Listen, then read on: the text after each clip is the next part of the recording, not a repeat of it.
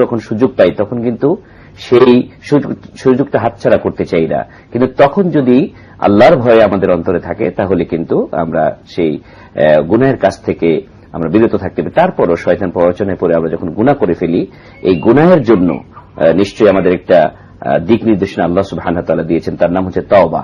তো সেই তওবা সম্পর্কে আমি HM গোলাম কিবরিয়া রাকিব সাহেবের কাছ থেকে শুনতে যাচ্ছি। আসসালামু আলাইকুম রাহমাতুল্লাহ। মাওলানা কাজীমউদ্দিন ভাই যে কথাটা বললেন, যে শেষ আয়াতের আপনি যে পয়েন্টটা ধরেছেন যে লাআল্লাকুম তাত্তাকুন, এই আয়াতের কথাটা হচ্ছে যে তাকওয়া অর্জন করা।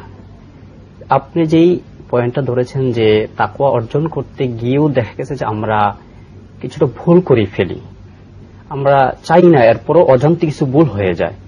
এরপরও যে কথাটা আল্লাহ রাব্বুল আলামিন সেও কোরআনের মাধ্যমেই আমাদেরকে জানিয়ে দিয়েছেন, সূরা আত-তাহরিমের 8 নম্বর আয়াতে আল্লাহ রাব্বুল আলামিন আমাদেরকে বলে দিয়েছেন সেই তাওবার যে কথাটা, যে তোমরা কি করো খালিস ভাবে তাওবাত তুবু, তোমরা তাওবাতুন নাসুহা করো, তুবু ইলাল্লাহি তাওবাতুন নাসুহা, যে তোমরা আল্লাহর কাছে তাওবার নাসুহা করো।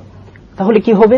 আল্লাহ রাব্বুল আলামিন বলছেন যে যদি তাওবা নাসুহা করা হয়, আল্লাহ রাব্বুল আলামিন তাকে ফিরিয়ে আনবে তার দিকে। সে আল্লাহর হুকুমকে অমান্য করার জন্য আমরা মানব জাতি যখন দূরে সরে চলে গেছি, আল্লাহ রাব্বুল আলামিন সেই এখানে তাওবার শাব্দিক অর্থটা হচ্ছে ফিরে আসা, হ্যাঁ, ফিরে যাওয়া না।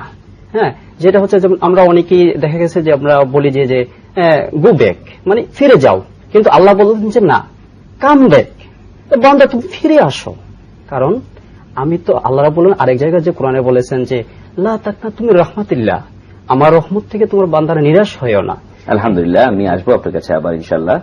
যে আসলে আল্লাহর রহমত থেকে নিরাশ হওয়ার তো কোনো উপায় নেই, কারণ আল্লাহ ছাড়া দরবার আর কোথায় আছে? দরবার তো একটাই, সেটা হচ্ছে আল্লাহর দরবার। সেই দরবারে তো আমাদের যেতেই হবে। তো